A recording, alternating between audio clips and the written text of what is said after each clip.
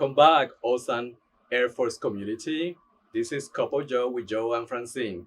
We're so excited. This is our second episode, so we're excited to be back. Today, I wanted to reach out directly to Francine because I get a lot of questions about volunteering on base and how do you get to volunteer and if that volunteer experience will help you to get a federal job. So as I get these questions, I thought Francine is probably the right person to talk to. So Francine, Yes. for those folks that ask questions about volunteering, what information do you have for them? Yes. Okay, so volunteer is a great opportunity for people to fill their resume. So it's an opportunity to either gain experience in a new career field, continue to develop skills in your current career field, or just fill your time, extra time that you might have while you're currently unemployed. So what we offer at Airmen and Family Readiness Center is we have a volunteer 101 class. And that class can be offered to individuals if the class opportunity isn't going to fit into your schedule. So you can come in, and what we teach you is the do's and don'ts of volunteering. So a lot of people just think that they can walk into an establishment and begin volunteering, but it is kind of like a job. There are rights and responsibilities of a volunteer, just like an employee.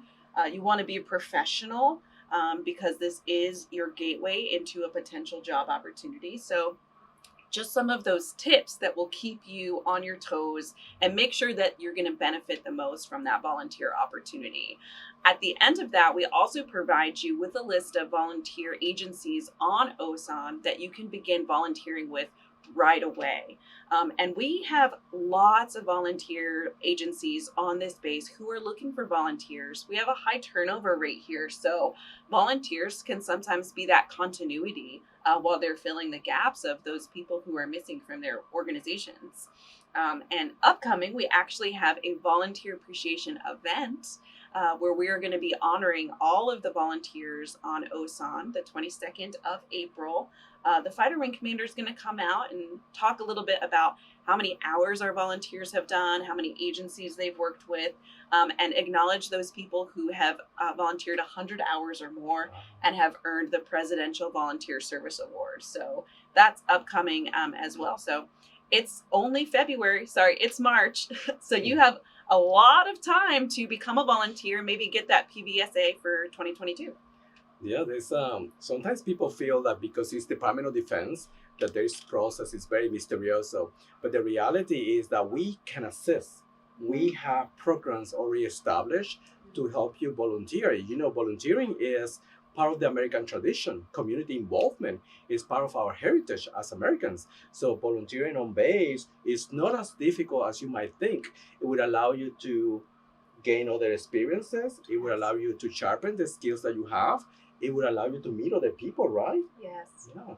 And I actually know multiple people in the Airmen and Family Readiness Center community who started as Airmen and Family Readiness Center volunteers. So coming in and just learning the programs just by being in the building and helping us out with small tasks. And now they are GS9s, GS11s. And so it really could be a foot in the door at whatever agency it is that you're hoping to eventually get a job. Correct. And sometimes we think about jobs and we think about paying jobs, but I know you're all busy raising your families, taking care of your children, um, protecting what you have, and working with your spouses. I know you're busy. What we want to offer is the opportunity to do something else if you want to do it and use your time in Korea to sharpen those skills, to meet other people, to volunteer to the community. So these programs are here for you, and we would love for any of you that is listening to for us today to know if you can give us feedback that you are listening to us and that you decided to volunteer. That would be fantastic. That would be amazing.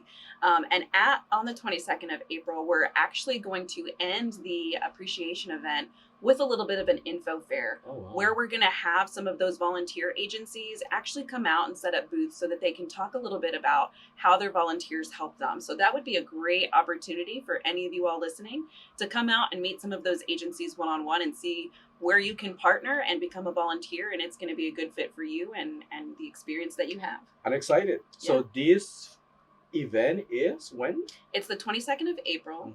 Mhm. The time is still pending, so we'll post some information on our Airmen and Family Readiness Center Facebook page as soon as that's out, and make sure that all of the community knows about it, where to be, when to be. And for those folks that can't wait for the 22nd of April, where do they need to go or talk to get more information about volunteering?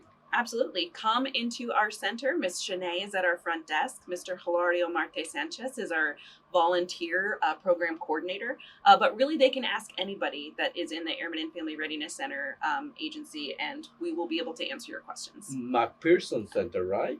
I'm sorry. McPherson Center. Yes, we are in the Yes. McPherson Center, co-located with the USO, Yes. another great volunteer agency on base. Exactly. Yeah. I think our partnerships with other organizations is what make the magic happens.